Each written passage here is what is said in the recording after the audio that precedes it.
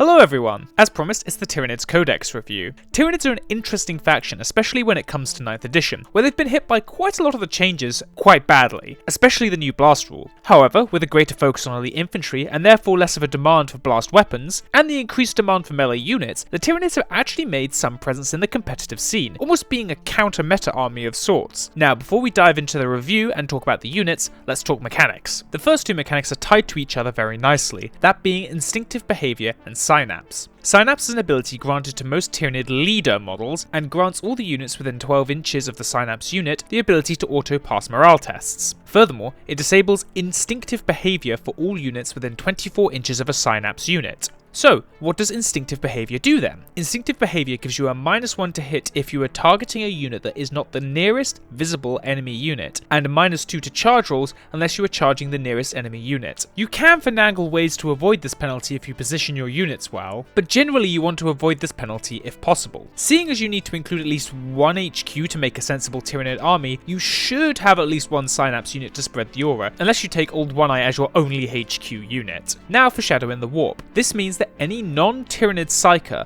within 18 inches of a unit with the Shadow in the Warp ability has a -1 to all psychic tests taken. That is the rolling of dice to attempt to cast spells. It's a pretty nice and thematic bonus that most of the Synapse units get. The last mechanic I want to talk about before we get into sub-factions is the Adaptive Physiology, which allows you to give a buff to a Tyranid monster or infantry unit, either by sacrificing your Warlord trait and or by paying a single command point. The selections for infantry units that I like are Enhanced Resistance, which allows you to ignore AP -1 and 2, and Adrenal Webs, which allows you to consolidate 2d6 inches instead of just 3. As for the monster unit bonuses, I like Dermic Symbiosis, which gives you a 5-up invulnerable save and treats the model as having double the number of wounds when it comes to looking at its profile. Synaptic Enhancement, which gives you Shadow in the Warp, and Synapse, which is good for larger monsters which don't often have it. Murderous Size, which gives you an additional point of strength, damage, and AP for one of your weapons. And finally, Voracious Ammunition, which deals D3 mortal wounds to a unit the monster has shot at if they lose one or more models. Right, now for the sub-factions or high fleets that I like. Behemoth gives you more consistent charges, Kraken gives you more consistent advances and the ability to cycle charge, that is retreat and charge again, Kronos for the re-rolling of shooting if you didn't move, and finally Leviathan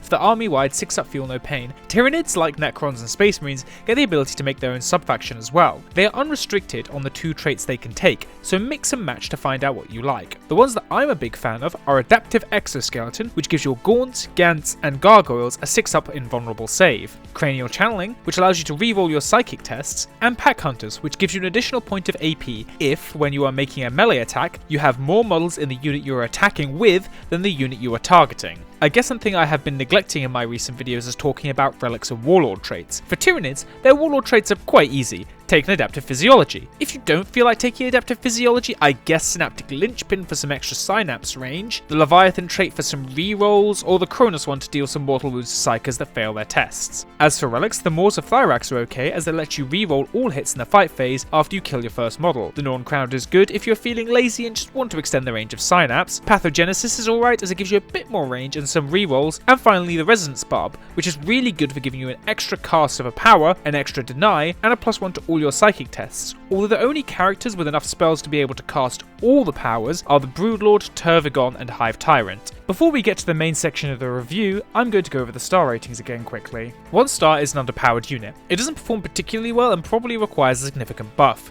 2-star units are situational and typically have very narrow uses or get outclassed by other options most of the time. 3 stars are middle-of-the-road units, not underpowered, but either have units that perform their job better or they don't quite fit into most competitive armies. 4 stars are competitive tech choices often. They appear in a fair few competitive lists or have the potential to show up in future competitive lists. And 5 stars are solid competitive options. They're either a core part of competitive armies or part of a particularly powerful strategy. Right, let's begin with the HQ slot.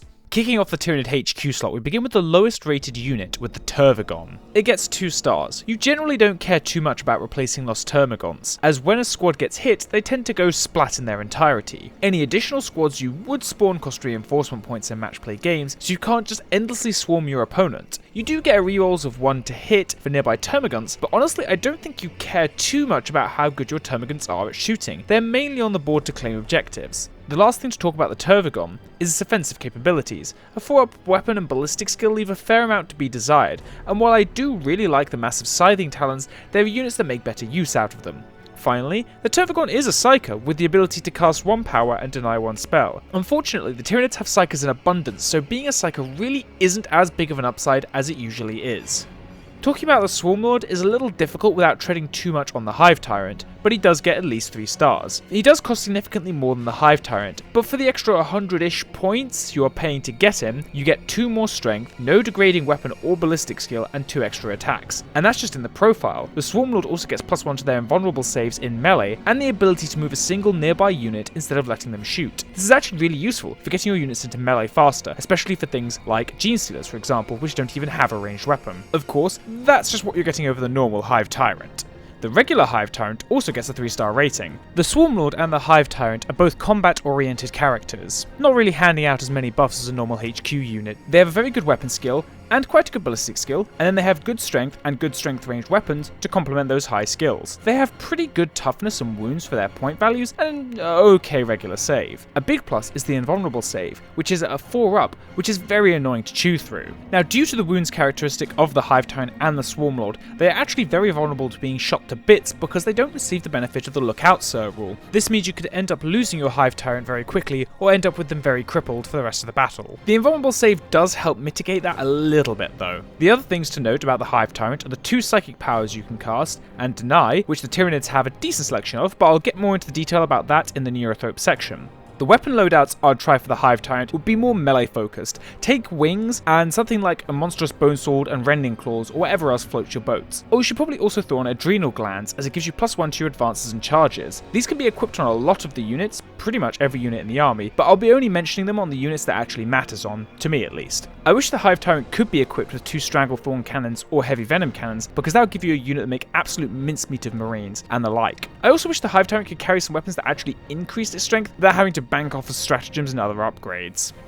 Now, Old One Eye isn't easy to rate. They did appear in the first big Tyranid top 4 list in 9th, but at the same time, the meta was a lot less set, so having suboptimal units in your list tended to be a lot less punishing, so I'm going to put Old One Eye in 3 stars. The general stat line is good, and the fact that they are a character with less than 10 wounds means you can keep them well protected. The extra attacks generated on 6s to hit, and the +1 to hit for melee for themselves and nearby Carnifexes are really good bonuses. Only problem is, Old One Eye costs 220 points, which is quite a lot for a unit that only buffs a small portion of your army, and for fighting they come out as a pretty average fighter for the Tyranid roster.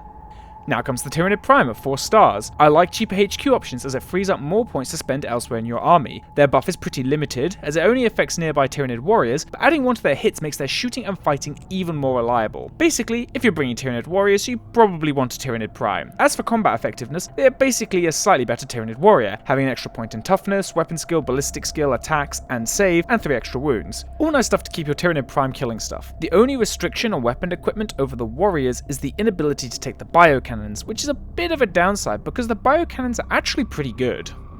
Right, now we get into the really good stuff of the Tyranids, starting with the Neurothrope of 5 stars. For 95 points you're getting Smite and another psychic power every turn. The Neurothrope is actually above average for a Psyker, being able to reroll ones for psychic tests and restore wounds on successful Smite kills for both themselves and nearby Zoanthrope units. So, what are the good powers for the Tyranids? Catalyst. It gives a 5-up Feel No Pain to a nearby unit and is almost certainly the best and most popular Tyranid power. Onslaught is also great as it allows you to charge even if you advanced, and also allows you to fire heavy and assault weapons without any penalties to hit. Very nice stuff. Psychic Scream is also okay, as it allows you to cast a second smite from a single unit. It does have the chance to knock out a Psyker's ability to cast a particular spell, but it's not that big of an upside, so I wouldn't worry too much about it. On top of all the powers that all the Tyranids get, there are some powers that are unique to specific hive fleets. The good ones from there are Behemoth's Unstoppable Hunger, which adds 1 to wound rolls for melee attacks for a nearby unit. Gorgon's Poisonous Influence, which improves the AP of melee weapons for a nearby unit. Kraken's Synaptic Law, which allows you to reroll charges against any unit on the board. Finally, Kronos' Symbiostorm, which causes a hit roll of a 6 on the unit affected by the power to generate an extra hit. Note this is a 6-up, so hit modifiers such as the Tyranid Prime's +1 to hit for warriors actually improves your chance of getting this off. Broodlords are the last HQ unit and get an easy 5 stars. They are amazing at combat, having a 2-up weapon skill rerolling ones to hit. They have psychic powers to help murder things in the psychic phase. They even get to advance and charge, so they can more reliably get into melee to deal their damage. The only thing I'm not such a huge fan of with the Broodlord is the 4-up regular save, which is a little on the low side for a character, though I guess the 5-up invulnerable save means that the amount of AP the enemy's weapon basically doesn't matter as long as it's greater than 0. Let's move on to the troop slot, and boy did Tyranids have some good troops choices. Let's start with Hormagaunts. 4 stars. The great thing about most of the Tyranid troop choices are that they are pretty cheap and they come in large numbers. This will give you the advantage on objectives most of the time. Now the Hormagaunts are stuck being a melee only troop with a pretty weak weapon, only having strength 3, no AP and 1 damage. But they are only 6 points, so you can't really expect too much from them. 2 attacks is quite nice for a unit with such low value though. If you do want to use them more for combat, I would recommend you give them the adrenal glands to more consistently get charges off. It's only 1 more point and it will save you a lot of hassle when trying to get into melee. Or I should probably point out that you can get a rerolls of 1 to wound when you have 20 or more Hormagaunts in a single unit, but such a small buff probably isn't worth taking such a large amount of melee only units that are quite a pain to get into combat. Genestealers also get a 4-star rating. The mass of Rending Claw attacks is usually good enough to kill things of equivalent value with relative ease, and if you want them to clear hordes a little better, you can throw on some Scything Talons for free. Additionally, if you want some more AP, you can throw on an Acid Maw on a Genestealer for every 4 you have in the squad. This complements the Genestealer as well, because they want to be in large sizes, as it increases their attacks characteristic by 1 if they have more than 10 models. Other things that make the Genestealers good are their 5-up invulnerable save and the ability to charge after advancing. This makes them tanky and get into melee reliably, 2 things which you want your melee units to be able to do. The final thing worth mentioning is the Infestation ability, which allows your Genestealers to not deploy on the board and instead stop secretly with an Infestation node in your deployment zone. You get to place 4 of these in your deployment zone, although they do get destroyed if your opponent moves within 9 inches of any node. If you are really scared of your opponent shooting all your Genestealers, or if you think you can bait out your opponent getting too close before you reveal them, I guess you can find some good use for this ability. Otherwise, I'd recommend finding another way of getting them in, such as Warmonger's stratagem.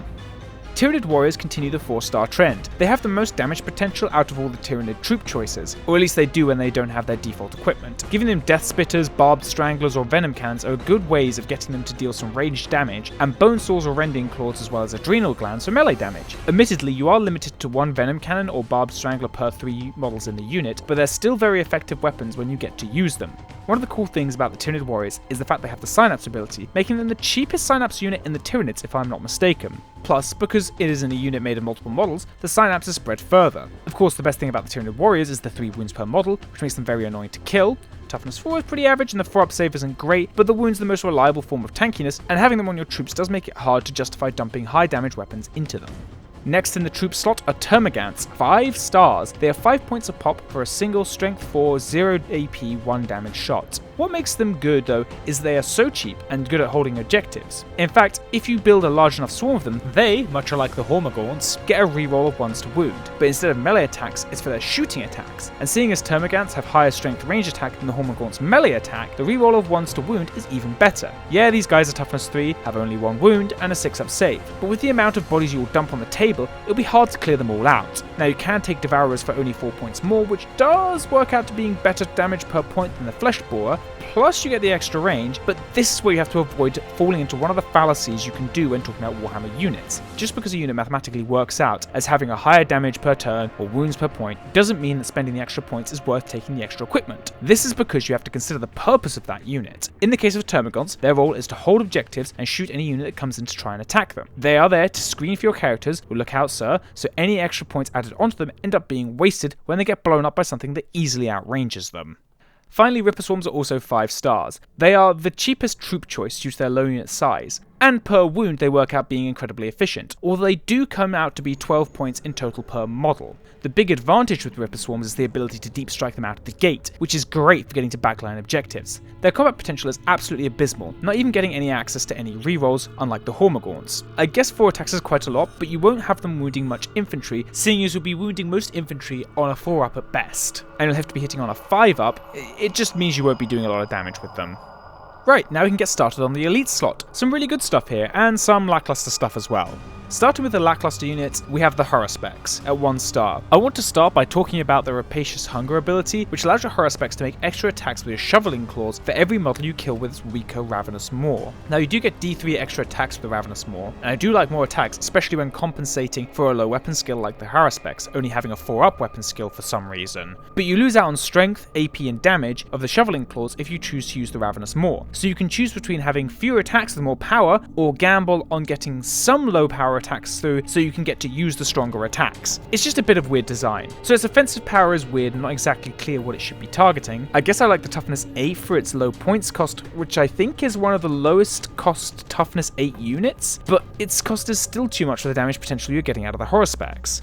The Death Leaper also gets 1 star, because there is no situation where I can think of where you'd opt for a more expensive Lictor over just choosing the regular Lictor. Lictors are a great unit, but the Death Leaper costs 28 points for an ability you only get half the effect of thanks to 9th edition's changed hit roll modifiers and the ability to re-roll hits and wound rolls of 1 against a specific character in your opponent's army. Apart from those, you have 2 wounds and 1 attack over a normal Lictor. If the Death Leaper could get access to the -2 to hit again from the Chameleonic skin, I can easily see you making an argument for it, and it could be bumped up to 2 or maybe even 3 stars. As it currently stands, just take Lictors, they're just cheaper.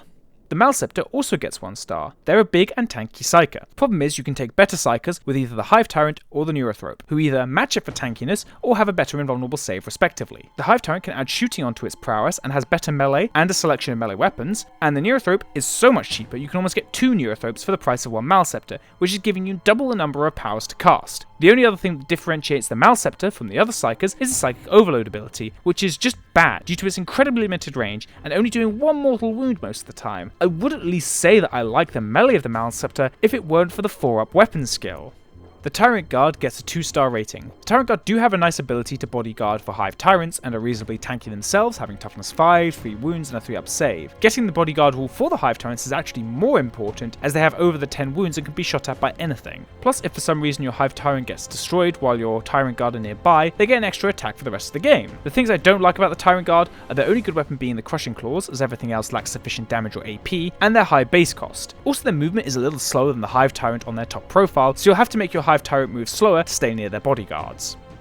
The Red Terror comes in at 2 stars. He's basically a beefy Ravener, having more wounds, a better save, 1 more strength and toughness, and a +1 to hit to Raveners. This does come at a 33 point hike over a normal Ravener, which is a lot to ask for, especially seeing as the Red Terror can't take any of the equipment that the Raveners can take, meaning he's stuck with no AP. You do get the ability to insta-kill a model if you put all your attacks into a single unit and then use the Swallow Whole ability, which allows you to eat a model instead of rolling for your attacks. This could be good if the Red Terror somehow gets into combat with a character model with 4 or less wounds, as to swallow them you need to beat or equal the number of wounds your opponent's model has on a d6, but I don't think that's all too likely without your opponent positioning their units poorly. I guess as a replacement for AP it's okay, so you can just swallow a Space Marine instead of trying to beat their 3-up save, but I think you can just take a better melee unit instead. I think you can take the Red Terror if you want to bring Raveners, just for a bit of extra support, but I don't think they necessarily need it.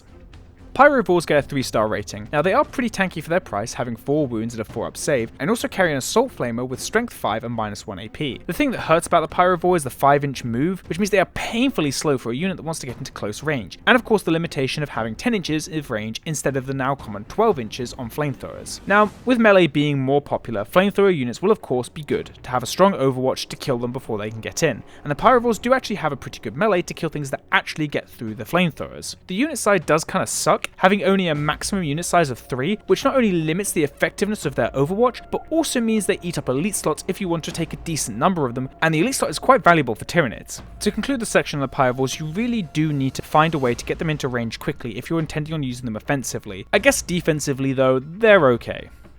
Venomthropes get 3 stars. Reducing your enemies to hit is good for increasing the tankiness of your army. 33 points per model is quite a bit though for just a -1 to hit 6 inches around these models. Admittedly, it does affect everything in your army, assuming you can keep the model count above 3, and Venomthropes themselves aren't all too easy to kill, having 3 wounds. The 5-up save does hurt that tankiness though. I should probably talk about their offensive power before we move on. So firstly, both of their weapons lack AP, which isn't a great start. Secondly, all their weapons are strength 4, and thirdly, they all severely severely lack range, and they don't have good movement speed to get into combat quickly. At least you get to reroll all failed wounds, which beefs up their wounds quite a bit, and all their weapons do D3 damage, which is good for chewing through marines and other multi-wound units. But at the end of the day, you aren't really taking these guys to tear up the board. You're taking them for a very widely spread -1 to hit to keep your Gribblies and monsters alive.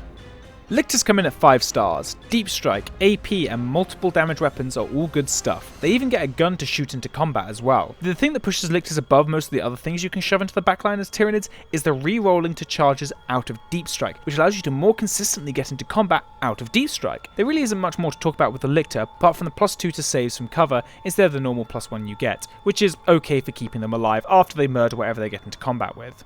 Ah, the Hive Guard. Now there's a 5-star unit. You can get a weapon with 36 inches of range that can shoot at anything without line of sight, and those targets don't get any bonuses of cover. These have Strength 8, -2 AP, and D3 damage. Basically the perfect set of things to kill pretty much anything on the board. I don't think there's a target on the board apart from maybe hordes that the Hive Guard are ineffective against. They're a little slow and can get torn to shreds if left out in the open, but as the Impaler Cannon doesn't need to actually see things to hit them, you can just sit them out of line of sight and go to town on your opponent's army. The one thing I will say is that you do need to keep a Synapse unit within 24 inches of these guys at all costs, because if you don't, it's unlikely there'll be any units visible to the Hive Guard, and therefore you'll be suffering a -1 to hit to whatever you target. Finally, in the elite slot, we have the Zoanthropes, who get a very nice 5 stars. Imagine if you could have a squad of Neurothropes. Yeah, that's pretty much the gist of Zoanthropes. They do begin to rack up points if you take them in their maximum size squad, which both gives them more casts per turn and makes their smite deal either an extra D3 or 3 mortal wounds, so it's much more of a balancing act than there just being more wounds to soak up the perils damage. The main trade-off between taking, say, 4 Zoanthropes versus 2 Neurothropes, which end up being a very similar cost, is the Zoanthropes get more wounds and take up fewer detachment slots, and the Neurothropes get more spells between the two of them. Oh, I guess the Neurothropes also get the Lookout Sir over the Zoanthropes, which is nice.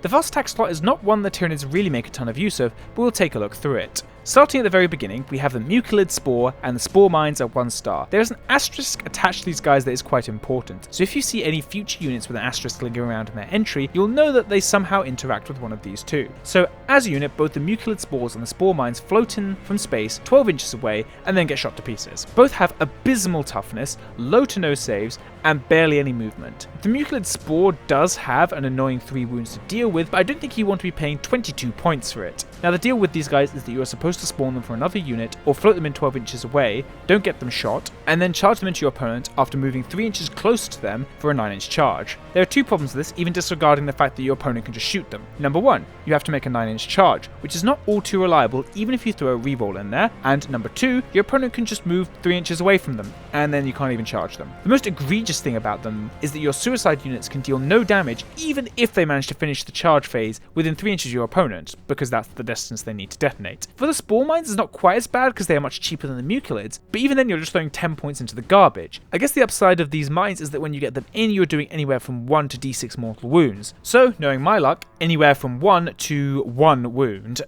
Next up is the Sky Slasher Swarm, which are the Ripper Swarms of the sky. Seeing as the Ripper Swarms are 5 stars, what do you think the Sky Slasher Swarms will be? 1 star. Remember, the good things about Ripper Swarms are being a cheap troops choice for making detachments, objectives secured, and deep strike. The Sky Slasher Swarm doesn't get any of these, although it does get a decent amount of movement. A reasonable comparison could be made to the Necron's Canoptic Scarabs, which are similarly a fast attack unit, incredibly mobile, and very bad in combat, but unlike the Sky Slasher Swarm, you can give the Scarab objective secured through the Dynasty traits. The final use that you could argue would be for tying up vehicles, but it's no longer as important this edition, so using Sky Slashers for that is not all too useful. Next up, we have Gargoyles, which get 2 stars. With the Gargoyles, you pay 2 points over Termagants for 6 inches of movement and Deep Strike. Apart from that, they are identical stat line wise. Of course, the big thing that boosts Termagants is the objective secured ability and being a cheap troop slot. So why would you use your points to pay for a unit that can't get objective secured and also lacks the power to make an impact when it gets on the board? The one use I can see for them is dropping a lot of them on a backline objective and shooting off any troops holding objectives back there, and then have the advantage due to numbers over any other non-troop unit. If they could access objectives secured, they become a very solid unit. Raveners are next in the fast attack slot and get a nice 3 stars. They basically carry a similar set of weapons to the Tyranid warriors, which are a good unit. They do lack the very good melee option of bone swords, but 2 scything talons or rending claws aren't too bad in the melee department, especially seeing as the Raveners get an extra attack over the Tyranid warriors by default. Raveners also get deep strike, which is a bit of a mixed blessing, because while it puts you in a good position to get shooting and fighting straight away, Raveners carry the instinctive behavior keyword, which means you'll need a synapse unit near them unless you want to suffer penalties to hit and charge penalties. At the end of the day, Raveners compared to warriors comes down to a matter of survivability versus mobility. As you can tell from the ratings, I value survivability, synapse, adrenal glands, and the biocannons the warriors get, and the Raveners do not. Speaking of Tyranid warriors, Tyranid Shrikes are next, and are literally just warriors with wings. 3 stars. For 3 points you gain the fly keyword and 3 extra inches of movement, but lose objectives secured and the ability to take 2 melee weapons. One of the biggest reasons why Tyranid warriors are good and Shrikes are not as good is because of the Tyranid Prime, which gives +1 to hit for warriors and themselves, but not the Shrikes, despite the fact that Shrikes are literally just warriors with wings. I honestly don't get it. I do find it quite entertaining that 3 out of the options of the Tyranid fast attack slot are literally just their troop slots, but with wings. Right, now we can get onto the heavy support. There's basically 1 outstanding unit and a bunch of bad to okay options. Let's get started in the trash with the Morlock in 1 star. What's so bad about the Morlock? Well, it actually has one of the best and worst deep strikes in the game. The great thing about it is it allows you to appear 1 inch away from your enemies rather than the standard 9. You even do mortal wounds sometimes when you pop up next to your enemies. The bad news is you cannot charge afterwards, nor does the Morlock have any ranged weapons. This means your Morlock gets a whole round of staring at whoever it popped up next to while it gets shot to hell in high heaven. Now it does have toughness 6, 12 wounds and a 3-up save, so it's not like anti-infantry fire will take it down, but a couple of anti-tank shots will either cripple it to the point of being unusable, or kill it outright depending on how lucky you get. At least once you get into melee this will kill everything, right? Well, the only good weapon you get is the Distensible Jaw, which you only get 1 attack with. Admittedly, if you hit your 4-up weapon skill, the jaws are respectable, having -3 AP and d6 damage. Unfortunately, the rest of the attacks need to be made with regular scything talons, so killing anything short of the most cheap and squishy things is just off the table.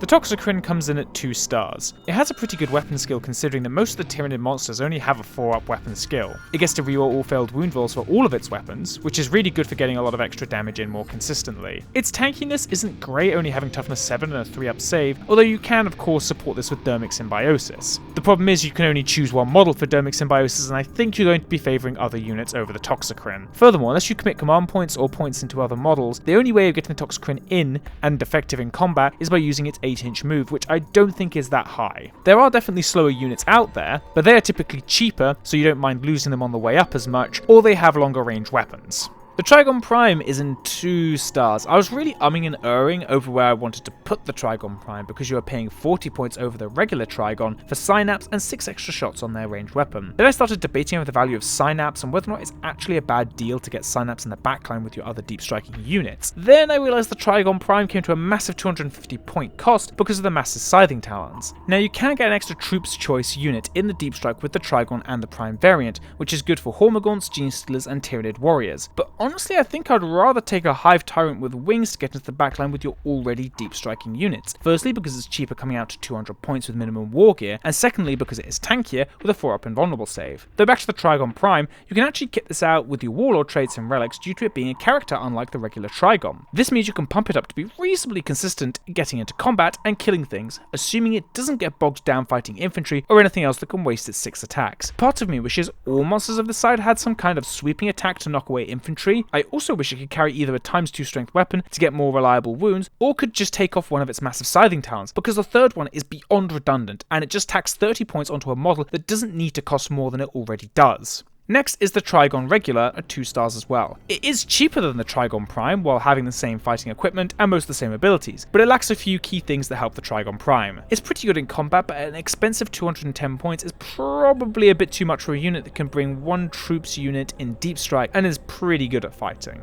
Biovores are an infantry artillery unit that fires spore mines. They get 2 stars. Doing a somewhat reliable mortal wounds from a pretty long range is pretty good, especially seeing as you can do it out of line of sight. The only sad thing about the Biovores is the 4-up ballistic skill, which means you'll only be getting mortal wounds off half the time. To be fair, you have a 1 in 6 chance even if you land a hit to not do mortal wounds because this is Warhammer 40k, and it wouldn't be Warhammer 40k without 1 in 6 chances to do nothing. The thing that makes the Biovore not absolutely terrible is that even if it does miss, it spawns a spore mine anywhere from 6 to 3 inches away from their intended target and 3 inches away from any enemy models. Problem is the spore mines just sort of sit there after that, and due to 9th edition targeting rules, your opponent can just allow one weapon from any unit to shoot at the spore mine, and due to its incredibly low toughness and non-existent save, it will just go pop. Yeah, it can lead to some annoyances in the movement phase, but inconveniencing your opponent isn't effective as killing them. If they could charge the turn they'd come out, I'd definitely rate these guys higher.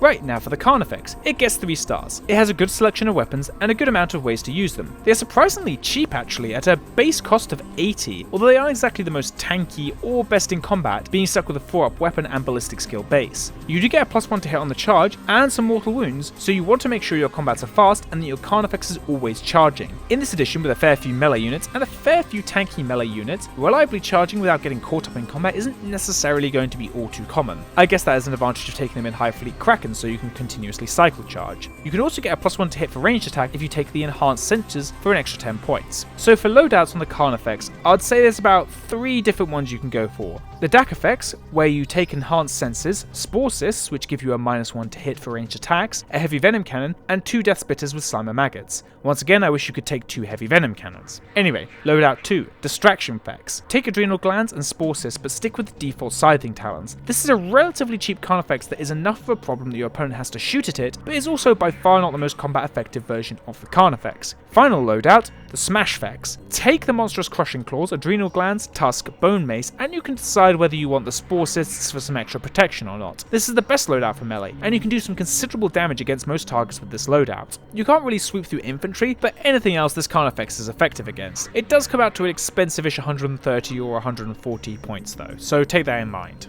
The Screamer Killer is a variant of the Carnifex and probably the weakest of the 3 variants. I think it can still pass as a 3-star unit. Unlike the regular Carnifex, the Screamer Killer is limited to only 2 pairs of monstrous scything talons and the Bioplasmist Scream, which is unique to the Screamer Killer. The Scream is very powerful and comes out with a nasty AP -4 and even has Blast to boot. Problem is the 4-up ballistic skill, and you can't take enhanced sensors on the Screamer Killer to improve the ballistic skill. It is very odd that the Screamer Killer finds a way to miss a Scream, but You can still take adrenal glands, the +1 to charge, and Spore Cysts for the -1 to hit, which are some more important equipment. I do wish you could get some crushing claws in for a bit more strength, but clawing through anything with toughness 6 and below isn't too bad. Plus you can always pop a Voracious Appetite to give full rerolls to wound, which will help you with tougher enemies. The only thing worth noting about the Screamer Killer is the terrifying aura, which forces enemies that take morale tests to add 1 to their result. Getting +1 to combat attrition would be nicer, but you'll take what you can get. Finally, in the trio of Carnifexes are the Thornbacks. Once again, 3 stars. Same base cost as the normal Carnifex, but you lose quite a lot of options when it comes to war gear. You can get this one out like a DAC effects, as you have access to enhanced sensors, although you have to take the Stranglethorn cannon as there is no option for a Venom cannon. The other differences between the Thornback and the Carnifex is the Vicious Hunter and Thorned Battering Ram abilities, which prevent infantry receiving benefits of cover, and deal D3 mortal wounds to infantry instead of 1 on top of the normal Battering Ram ability the Carnifex gets, respectively. Righto, onto another big beastie with the Tyrannifex. 3 stars. The Tyrannifex is weird in the sense that most of its weapons are pretty short range, but it also gets to shoot twice if it doesn't move. This might just be because they expect you to use that when you're using the Rupture Cannon, which has a very good 48-inch range. The big thing that lets you down though with this weapon is the low number of shots and the 4-up ballistic skill. Yeah, you get 6 shots when you don't move, but half of them miss and only 2/3 of them will wound in most cases, leaving you with about 7 damage on average. Not fantastic for 200 points of investment, so you might want to opt for other weapon options. They are much more limited at 18 inches of range, and the Tyrannifex doesn't exactly have that much movement either to compensate for it. They do have a high number of shots, with 20 from the Flesh Borer Hive, but it doesn't have any AP, so it's not going to be killing all that much that doesn't already have a really low save. And then the Acid Spray, which does auto hit and has AP, and even does D3 damage, but is extremely high variance with its number of shots. At least toughness 8 and the ability to take Dermic Symbiosis, which gives a 5-up invulnerable save, makes the Tyrannifex pretty tanky. Lastly, in the heavy support slot, we have the Exocrine. Considering the past few ratings, is a relative breath of fresh air to say that Exocrine is a 5-star unit. The Exocrine fixes a lot of my issues with the Tyrannifex. Its main and only gun has a decent number of shots, at a good range, at a good strength, with a good amount of AP, and a consistent 2 damage. Not only that, but the Exocrine can still shoot twice if it doesn't move, and it gets +1 to hit if it didn't move. Plus, it has a stratagem that means it can act like it didn't move even if it did. It's just as tanky as the Tyrannifex, having toughness 8 and the ability to take Dermic Symbiosis. The only other things that I think are worth noting are that the Exocrines aren't fantastic at taking down toughness 8 things, but most competitive things in the game right now aren't toughness 8. All in all, Exocrines are great and cheaper than Tyrannifexes, so you'll be taking them in pretty much every Tyranid's list. Right, we're in the home stretch with the last few units in the Codex. Let's look at the Tyranid, the dedicated transport for the Tyranids. It gets 2 stars. It is pretty expensive to take at 95 points minimum, but it can transport a large amount of units, which is quite nice. It even lands like a drop pod, so units inside can immediately disembark, which would be great if, like the Space Marine drop pod, it could drop on turn 1. I'm not quite sure why this is the case, although I'm pretty sure when Tyranids get their 9th edition Codex, they'll have this rule changed to be much like the Space Marine one. Much like the Space Marine drop pod, this dedicated transport can't actually hold units inside of it to protect them, which is a bit of a shame considering the Tyranid can actually move, albeit only at 6 inches on its top bracket. The thing that bothers me the most about the Tyranid is the weapons that are bolted onto it that don't actually offer much assistance to your army. You're paying full price for Death Spitters, Barbed Stranglers or Venom Cannons, and you're getting way less value out of them than something like Tyranid Warriors, which actually have a decent ballistic skill. Yeah, you have a lot of them, but you're still paying full price for each one you take. This is why I'm actually quite a big fan of the way they change points in the Space Marine Codex. Yeah, it makes the back of the book an absolute eyesore to go through, but it does allow Games Workshop to rebalance weapons depending on the units carrying them. For flyers, Tyranids have 2 options. Firstly, the Hive Crone, 1 star. I don't really think the Hive Crone brings much to the table apart from a bunch of medium strength, low AP and low damage weapons, which Tyranids have an abundance on much better units. Neither the weapon or ballistic skill are all too impressive, and the very low number of attacks really don't help its fighting capabilities all too much. Considering this unit is only designed for combat and doesn't offer anything else other than being super fast, I don't really see a point in taking the Hive Crone. Oh, something worth noting is that all the anti-air, or I guess as it should be called anti-aircraft options, don't actually affect either of the Tyranid flyers due to them not having the aircraft keyword, which I guess is sort of a bonus. The Harpy gets a slightly better 2 stars. This is because it has better and harder to access weaponry, that being the Stranglethorn Cannon and the Heavy Venom Cannon. Unfortunately, the Harpy still has a 4-up ballistic skill, and nothing really to compensate for that, so the ranged weapons aren't all too fantastic. Its melee also isn't too great, being stuck with a 4-up weapon skill and only having 3 attacks. The only other upside of the Harpy over the Hive Crone is that you can drop Spore Mines on your opponent if you move over them in your movement phase. Instead of being dependent on ballistic skill like with the Biovore, the Harpy just has a 50-50 chance of dropping the mine directly on you. Of course, if you miss, then the mine still appears in the same way as the Biovore. Doing mortal wounds is always welcome, but I'd much rather be doing them from a safer distance with the Biovore, even if I don't like the Biovore that much.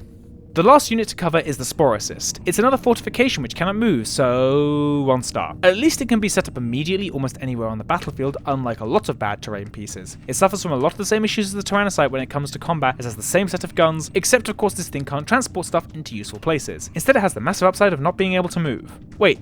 No. Oh, yes, this is the last Spore Mine unit. This thing gets to spawn Spore Mines and the bigger Mucilid spores at the end of the movement phase. They can actually be spawned anywhere that's more than an inch from your opponent, which means you could get a nice 2-inch charge for your mines. Problem is that your opponent has to walk near the Sporicist to actually have the mines be able to get in range to charge, and I just don't see your opponents doing that without having killed the Sporicist already on that turn. The same issues apply to the Sporicist Spore Node gun, which has a pathetic 9 inches of range. The Spore Node carries the same rules as the Biovore's much longer range gun, and the same issues I have with that apply to the Sporicist, so why would you take the Sporicist? Right, let's conclude this review. So the Tyranids are a really nice counter-meta army with some very strong troops, and a very mixed bag on almost every other slot. But overall, I really like the Tyranids. I just wish they had some more modern model releases.